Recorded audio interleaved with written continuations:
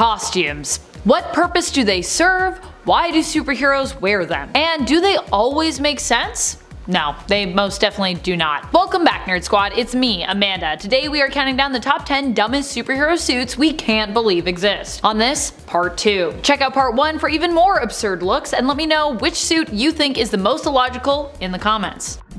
Number 10. Wolverine's patch disguise. Wolverine's patch disguise. Okay, bub. So you know I'm a big Wolverine fan, and if you follow me elsewhere on the interwebs, you may also know I'm a big patch fan. However, even I, a major fan, can acknowledge how ridiculous this look and disguise is. While the Gambit miniseries we got recently did help to justify Gambit's kind of weird costume choices, the Patch miniseries definitely did not do that. Although that miniseries, written by Wolverine writing legend Larry Hama, which takes us back in time for an untold tale from the Patch era, is still amazing, and you should definitely check it out. The funny thing is how even in the comics, the other characters who interact with Patch and Madripoor eventually fess up to the fact that they pretty much always knew Patch was Wolverine, admitting that his attempt at a disguise is as ridiculous and dumb as we all thought it was. Still, I do love the Patch look, so this is more me pointing out how silly it is, as opposed to dumb in like a bad way. This is actually a lovably dumb superhero suit, I would say. And friends, before we move on to our next spot on this list, if you love what we do here at Top 10 Nerd, why not show us you love us by clicking that like button. Number 9. Superman Red and Blue. Admittedly, these designs are actually kind of really cool, but it's more the power sets that come with them and how they attempted to, in essence, reset Superman with these looks that makes them kind of dumb. Although I do admire DC for wanting to change up the design and the character, which honestly was a revolutionary choice. The fact remains that this is comics, and returning to a status quo, especially for a character as old and as respected as Supes, is kinda necessary, which is why this didn't really work and a lot of people didn't really like it.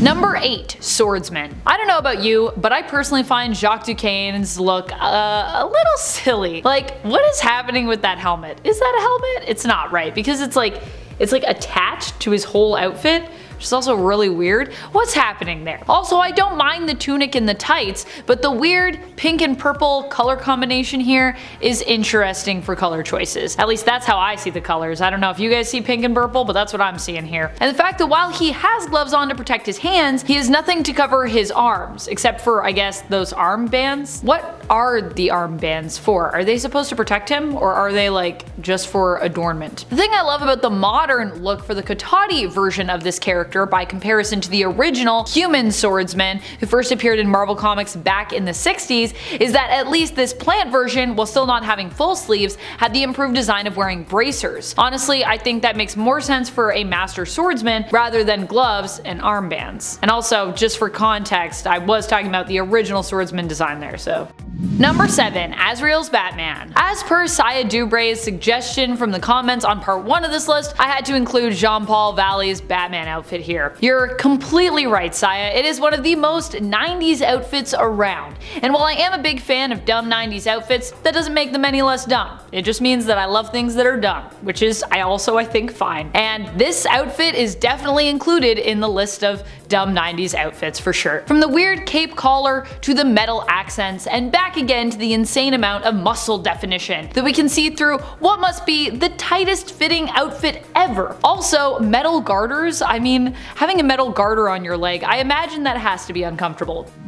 Number 6. Wolverine's no nose. Wolverine's nose is not really a suit at all, but it is a whole look that Wolverine had for a time that was bizarre, and I thought, hey, if Tony's iron nose can make the cut on AJ's part 1, it's important that I also include Wolverine's nose on part 2 here. While Iron Man having a nose added to his suit was weird for the character, Wolverine had the opposite problem of completely losing his nose, which was also weird for the character. However, at least this was more of a stylistic choice inspired by the story than, you know, an arbitrary change to the design based on where Iron Man's eyes are. So I will at least say that in the defense of this pretty strange look for the character. It came as a result of Wolverine having the adamantium coating ripped from his bones by Magneto, which also turned him feral. For a few years he'd become more bestial in nature than he normally was, which apparently also meant his nose, I guess, had to go, becoming more of a flat central spot on his face with 2 nostrils, kinda like became pushed into his face almost. I mean, honestly, this version of Wolverine almost becomes unrecognizable when you take the nose off. Number 5. Smallville's Aquaman. Whether we're talking sleeves or no sleeves, second generation or first generation, the Aquaman look for Smallville was pretty ridiculous and honestly kinda dumb in a bad way. While I typically try to approach dumb lists with less of that kind of outlook because, you know, dumb doesn't always have to mean bad, and it definitely doesn't usually mean bad for me, this costume, in my opinion, is actually pretty atrocious. I honestly, I don't really like this one. Honestly, I think I'd rather have the Golden Age look with the weird fins on his arms and his legs over this one. It just looks like a weird jogging outfit to me, and I know it's probably supposed to be like a wetsuit, but no, just let's pretend it didn't happen. Except we can't because it's on this list, so now we all have to remember it.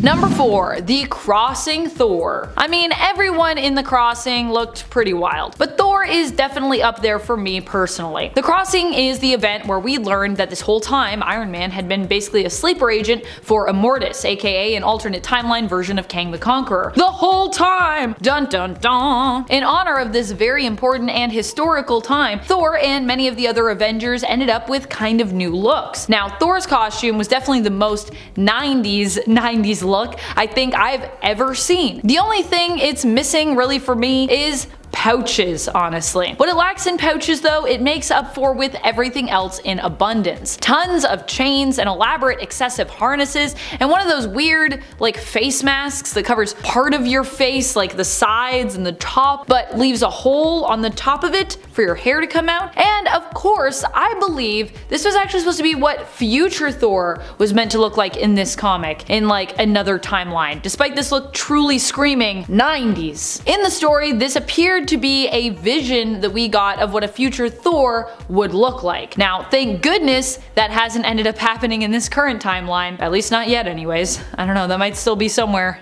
lurking.